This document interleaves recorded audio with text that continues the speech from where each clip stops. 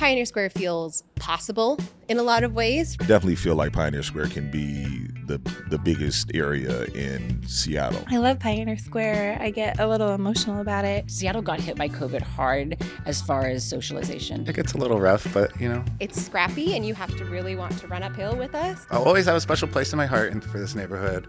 I know it has potential to come back. I feel like it's coming back right now. Pioneer Square is a destination. It is like our second home. There's not many places where you can, eat, club, and then walk the water.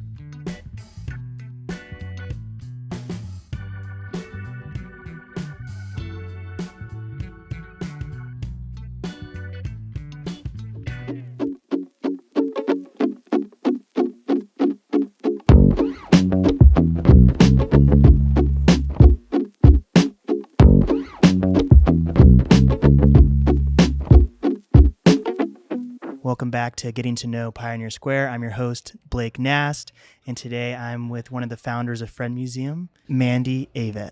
Thanks for being here. Yeah. You have a beautiful space. This is probably one of the bigger spaces I've been in Seattle for a retail space Really? for I local love that. businesses, right? This is huge, right? Yeah. I don't know the full square footage, but we definitely have 3 levels. We have a lot going on, right? Dang. So wine bar, coffee shop, got it. You need some space. You're a multi-hyphenate retail shop, I guess you can say. Yeah, we are. We're a lot of things. Okay. So I want to know a little bit about your background to begin. So are you originally from Seattle, and how did you get started in retail or vintage stuff? I'm a born Southerner, so I'm from Okay. Texas. I got more into it when Allie and I met doing markets, and that's what got us into vintage. That being said, I've always been into vintage, right? That's just part of who I am, even as a kid growing up in Texas, picking through the little flea markets, right? But we met doing local markets and just met incredible people and thought they need to be in one space and we need to be out of the rain. Yeah. What brought you to Seattle? Oh, I just loved it. I thought it was the most beautiful place I'd ever been in my life. I started traveling in my mid-20s trying to find somewhere not the South. Mm-hmm. And someone pointed me to Seattle and I just thought, there's nowhere this gorgeous anywhere. So here I am, Nice. 7 years later, 8 Dang. years later. So do you feel like you have roots here in Seattle? Absolutely, yeah. I mean, despite COVID, right? Okay, yeah. It's been lovely. It's Seattle's such a great community. It doesn't get the credit for that it deserves. I think we kind of get told we're the freeze, right? We're the freeze, but I don't see that at all. I think we've had the opposite reaction. It feels like a small town to us. Nice. Markets feel small. And I feel like that's part of your mission statement, though, that kind of fostering more community, though, would you say? Absolutely. Nice. Absolutely. Allie and I are both extreme extroverts, right? So it was important to us to find a place where we could express that and maybe make people feel, even if they were more introverted, that they had a place they could come kind of be themselves and fit in and have a community. And then how did you find out about markets in Seattle? So I was on a little bit of a different path, I think, than Allie in that way. I had always wanted to open a vintage store. So I knew going into the markets, and we were running 2 stores as well, or managing 2 stores as well. I knew going in that I was going in there to figure out how to run a vintage store and how to open a store. So that was always my mission, right? So we did that I did that for 3 years. I think Allie did it for 4 or 5. But this was always the goal for me. And I found it just moseying around the city, right? But Yeah. It's like a dream job since you were a kid. You wanted to have a vintage store? I don't know if it's a dream job since I was a kid. I was originally a hairstylist in my past life for 15 years. But I got pregnant, and then after I had my daughter, I thought I really want to do something different that kind of feeds my soul in a better way. And vintage and styling was it. So I started going from there and visiting different vintage stores. There's a place called Landers down in Cosa Mesa, or Casa Mesa. I'm going to blank on the name now. Cosa Mesa? Is that Mexico or And something? it's in Southern California. And I'm butchering the way it's pronounced all of a sudden. But they had a bar and a vintage store in one. And I thought oh, that's so unique and interesting. I'd love to pull off of that concept. But the difference is Seattle people just don't drink like they do in warmer climates, right? And so we were well, maybe coffee and wine then. Oh, I never really thought about that. You don't think, are they more like weed smokers here in Yeah, definitely. Seattle? And I think too, like there's an early bird culture a little bit, right? Like people will go out until like 9, but like restaurants close at 9. Yeah. Restaurants don't close until midnight in the South. Yeah. People kind of have that like Spanish version of lifestyle where you'll go and eat at 10 p.m. Yeah. Yeah. Right? Depending on your age, of course. Do you think that's COVID though, or do you think Seattle's always kind of been like a I've earlier? always noticed that with them. Southerners are wild as well, right? Like they will drink on a Tuesday, like for no reason. Seattle needs more of a reason. Yeah. Well, Irish coffee, right? Yeah, fair. Maybe we need some espresso martinis. Oh my gosh. So then what brought you here to Pioneer Square? So we were looking at a lot of different properties. Honestly, we were looking at things that were quite a bit smaller. And then Alyssa Bola with the Pioneer Alliance was like, based off of your idea, I think y'all should look at this space. And we saw it and we're like, shit, that is our space. So it kind of found us, but. So how'd you end up meeting Alyssa? Like, were you part of like any programs? Like I met her kind of through like Seattle Restored and learning more about the other businesses in Pioneer Square. But like, did you just like cold call her, or how did you kind of get connected with Pioneer Square in that way? We were connected with her when we were starting to look at properties. They were like, y'all should meet Alyssa. They're going to know all the properties. They're going to be able to like even show them to you more than anyone else will in that way. And yeah, and we've been friends with them ever since. We love them. Nice.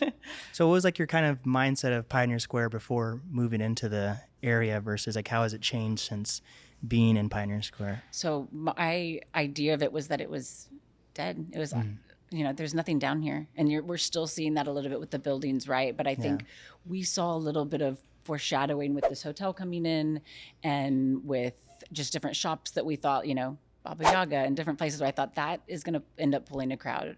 It's just getting in there and getting the ball rolling. And so, and that's happened for us, to be fair. So we were lucky in that way that we were right in our prediction. Nice. It could have gone the other way, couldn't it? Yeah. Can you tell people about the hotel if you have any information I don't know about a ton about it yet. It's Hotel Westland's the name of it. They are a lovely boutique hotel. They specialize a lot in different artists. So they're showcasing I think 50 plus local artists in there, and all the pieces are buyable, which is lovely. I know they're going to start doing previews of the space around March, and they should be open by May. Nice. So it'll be great. Beautiful. So how do new hotels or retail spaces opening around a vintage store help like impact this community? Oh, I mean, it just pulls traffic in a different direction, right? Where we like to stay in our neighborhoods a little bit here, don't we? And so Pioneer Square is a destination. There's not a lot of housing down here. There's not a lot of, unless there's something lovely down there, why go down? Right. Right? Unless you're going for a sporting event, which we found didn't pull traffic for us, right? Like you're not going to go buy a bunch of things in bags and then run off to the baseball game. Right. Right. So what pulls people down here? What makes people's traffic move and change and do different things? And yeah, I think it'll be great for us. Yeah. That in the World Cup. Yeah. Pioneer Square is a destination. I like that. Huh. It is. And it has great public transit as well, which I think it's overlooked a lot. But like we're right by the bus station, the train station, we get a lot of Portland people, which is funny because it's right here by the train. Right.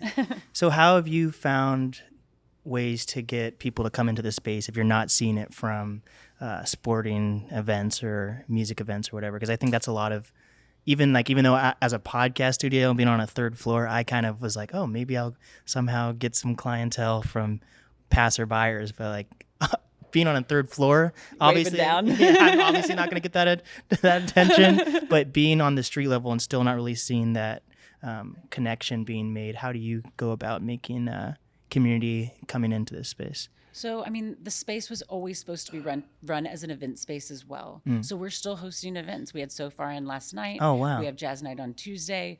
Allie just curated her first art exhibit with 20 artists that we have in-house. We do that every art walk.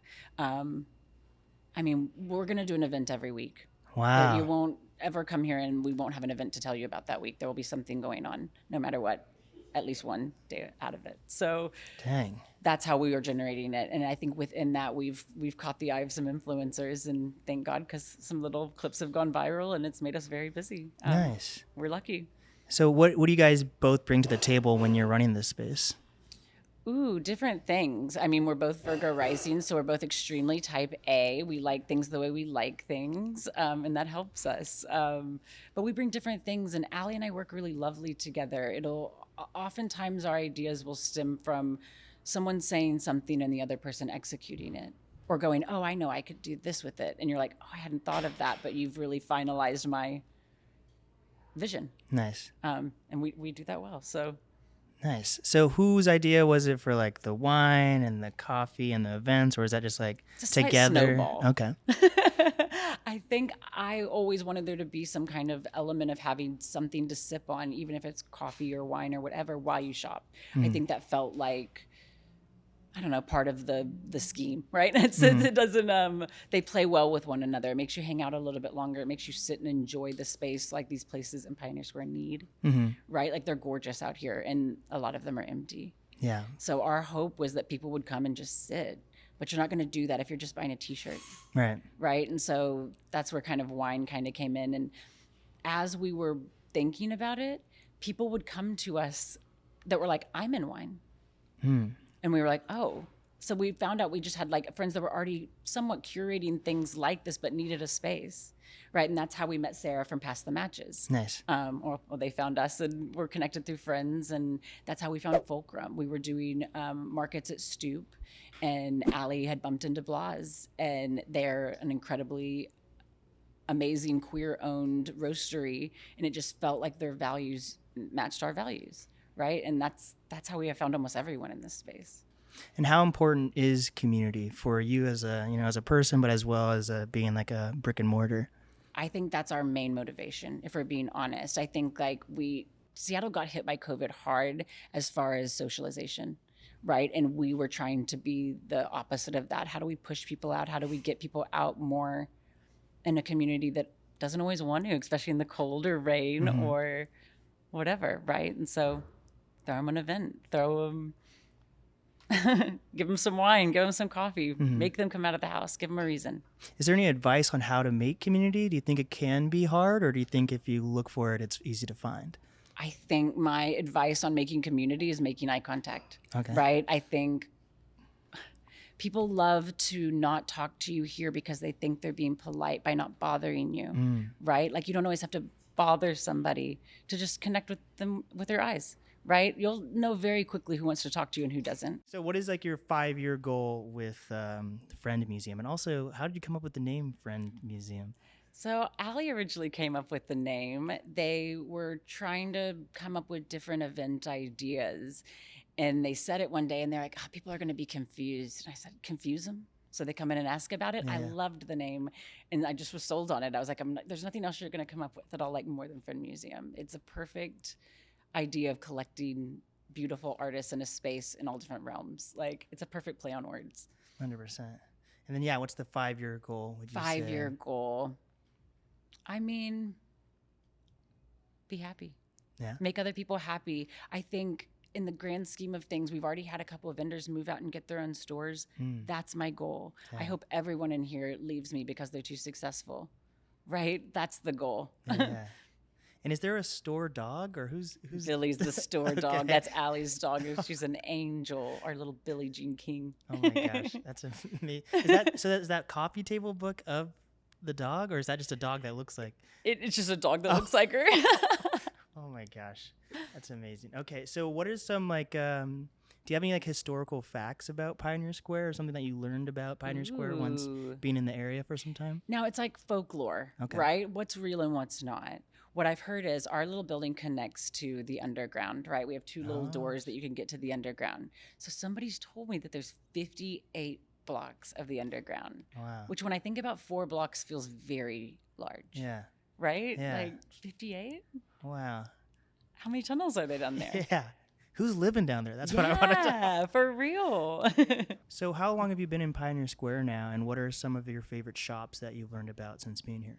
So we moved in April. And I mean, a sad one is Fruit Super, who's just closed, but they were lovely. And they were, honestly, they were a little bit of glue that stuck everyone together because they're just such lovely people. But honestly, I do a once a week stop by at Taylor's Shellfish. I love Baba Yaga. They're open like at funny hours. So I'll go there sometimes before work because they're open at 7 a.m. Right. And I mean, they have great tacos, which is, as a Texan, is like saying something, right? That's a compliment from me. I mean, we love the people at Emerald City Guitars. Trevor and that group is just amazing. It's a small town here. Mm-hmm. Y'all know that. If you're in Pioneer Square, people know people here, and it's you meet each other fast. 100%. The art walks, I think, might be part of that, right. But yeah, I feel like I'm going to miss somebody incredible that I'm not saying, and I'll be like, I'm so sorry I didn't shout you out, but yeah. It's a good problem to have, though. I mean, Frida's just moved in as well, and we love them. Erica runs that, and that's a beautifully curated vintage store. And then Dolores, who's our blue box, they have Crema. They're new in town. We love Jason at Lucky Lemons. We love Bon Voyage. We want to be like a little vintage row down here, right? So we love all those people. 100%. So for people in the greater Seattle, what would you tell them about Friend Museum and why they should come here as well as to Pioneer Square? Yeah. If you want somewhere to come and hang out that feels, easy, and you're going to have people that are going to have conversation with you and attempt to make eye contact with you in a very non-intimidating way, like, we gotcha. Like, we're here for you. We're extroverts. We'll talk to you no matter what. We always have something going on. I'm here with Allie Weber. Hi, Blake. Like nice the to grill. meet you. Like the grill. There we go. That's how you do the last name. My Instagram handle, too. Very nice. I say like the snowboard company, and my last name's Burton. So, Okay, great. Look at us, brand people. Yes. Have you figured out how you're related to them yet? I am not. Yeah, I'm still waiting. I would like to be related to the Weber Grill people. They can call me at any point. I'm ready to take that endorsement. Well, speaking of brands, we have a lot of brands in this space we're in, the Friend Museum. Mm-hmm. So that's a very natural progression into being in this space. So what I think is really cool is that everything's kind of color coordinated in this space. Can you kind of explain these vendor racks and how they were actually built and what they kind of mean? Yeah, I think the whole idea behind Friend Museum was that it was a museum of humans that we love. And one of the things before we even got started that I was really big on was that I didn't want it to look like a traditional vintage mall. We call ourselves a vintage collective, but for all intents and purposes, it's a vintage mall. And so the boxes really were your own exhibit, your own museum. And our idea was to set you apart and say, okay, you have 6 feet. Do with it as you please, like put it together how you want, style it up how you want. And then the colors were drawn from the mural that is in our space. And to kind of keep it fun and whimsy, Mandi and I both love color. We love to express ourselves through bright colors. And then from there, it was just kind of the democratic process of a vendor would come in and we'd say, well, what color do you want? So for example, these green racks, one of them is our friend Beck's. Bauer Ryan Co. is their company. They do a lot of handmade and reworked vintage fashion. And they actually used to work in this space when it was a clothing rental company. And they said, my desk was right there. And I said, okay, well, that's where we're going to put your rack. So a little bit of kind of significance in some of the placement of them, some of them, and then some of them were, I like orange. I want the orange one. Nice. And it was as simple as that. We gave it to them. So this was a clothing rental company. It's like suits and dresses, or is there? Not quite. It's actually been a couple things, and it's a pretty cool story. It was Armoire, the clothing rental company, which is like geared towards women, kind of women in business. And they were in here for a while. But before that, we just recently got to meet Tia, who owned the gym that was in here for 26 years. And I just got to meet her for the first time the other day. Dang. Another queer woman in the space. And to get to show her what we've done to it and how different it is from when she had it really felt like kind of a hug and a kiss from Pioneer Square, saying like, oh, the legacy continues in a different iteration completely than from the beauty that Tia built, but that we get to say, hey, we're still here. We're another queer-owned business that is in the space and showing off other micro businesses. Nice. So instead of gym racks, it's clothing racks. Exactly, right? We're not pumping iron, although you can hear the gym that's on the other side of this wall. Sometimes you'll hear somebody drop a weight. Oh my gosh. So, we've got the ghost of Tia's past in here. There we go. Yeah. So what's the importance of being a queer-owned business in Pioneer Square as well as just in Seattle? Yeah, I think being a queer-owned business is, I don't know any different, obviously, but it has allowed us to showcase other queer-owned businesses in the city. When I first started running markets, I found that it was a really interesting conglomeration of queer businesses in terms of that was a very applicable way for them to be able to get their foot in the door. The cost is a lot lower than renting an entire space. Usually a vintage market rental is anywhere from like $50 to $100 for a day. And so I met just a lot of really cool queer and other minority-owned businesses. And as we kind of grew and Mandy and I kind of started getting our heads together on like, we should do something with this, it was just a natural progression into a space. And I think we have, I can't think off the top of my head of how many queer-owned businesses we have, but it's just nice to be able to say like, you're safe here. We want you to know that we see you here. And we posted a couple queer events in the space. And to just be able to do that without any question, right? I think in a lot of ways I say that our space, you can come in and you're shopping your values, right? So you're shopping micro businesses, you're shopping minority businesses, and you are really supporting people who are just like you and I, who just love vintage and are really good at collecting it. Nice. And how did you find your love for vintage? It's interesting. My love for vintage was very much a rebellion. When I started running the markets, I launched a market in the city with the person that I was working for, and I found that I introduced myself. And as a femme woman, a lot of people called me sweetheart, and it really bothered me. Yeah, I didn't like it at all. And so I found a 70s pantsuit at one of the markets, and I asked the vendor if they thought it would fit me. And I tried it on. It's plaid, it's green. I wear it in a lot of things. And it was like, oh shit, like this is it. This is my power.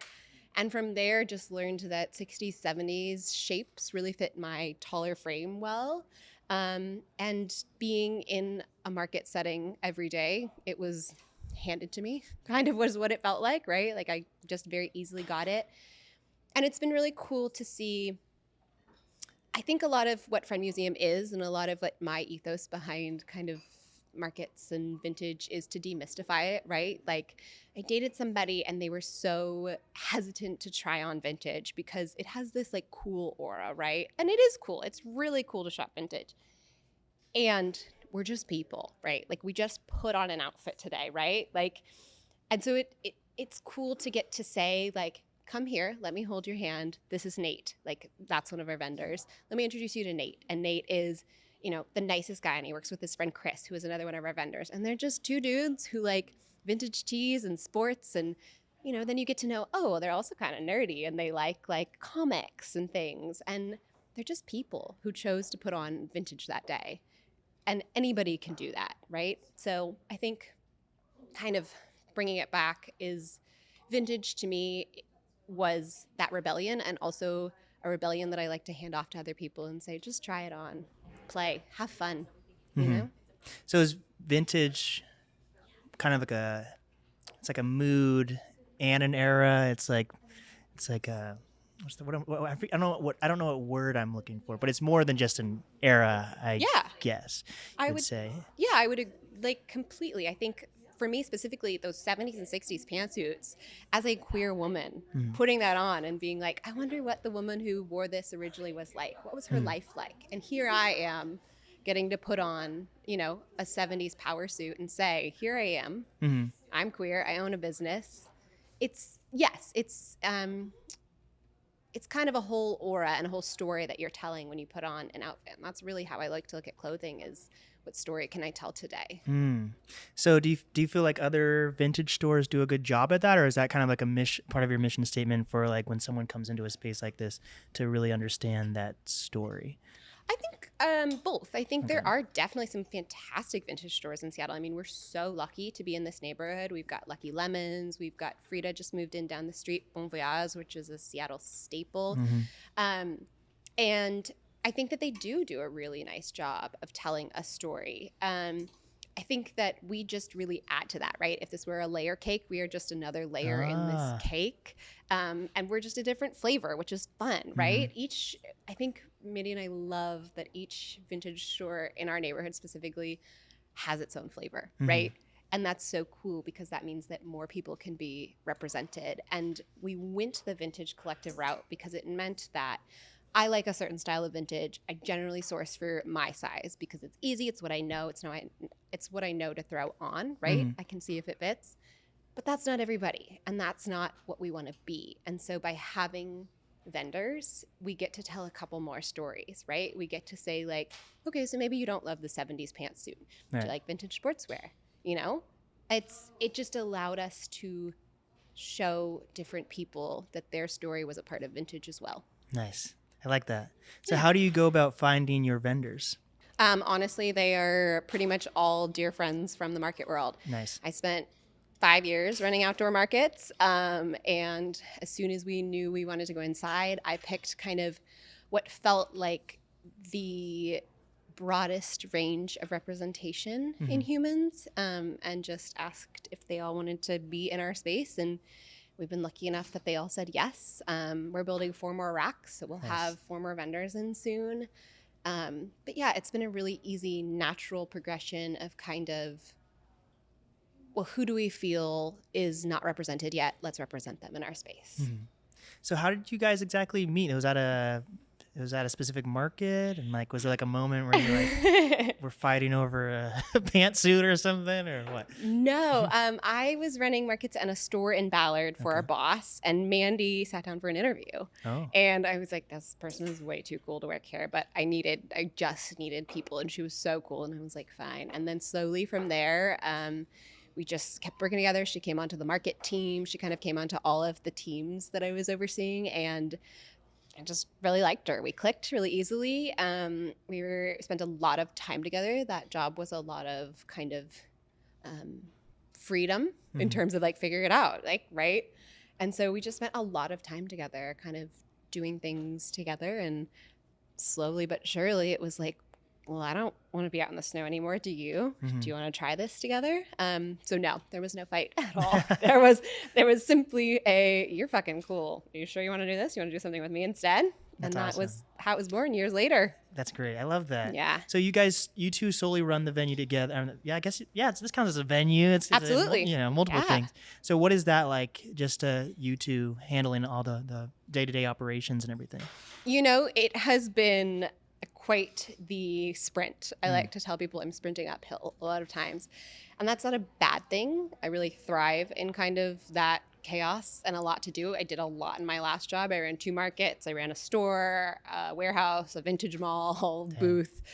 And so I really thrive in that. I think it has been kind of utter chaos. And it is also learning to lean on your community in ways that I wouldn't normally have done. So for example, 3 weeks ago, we opened our coffee shop.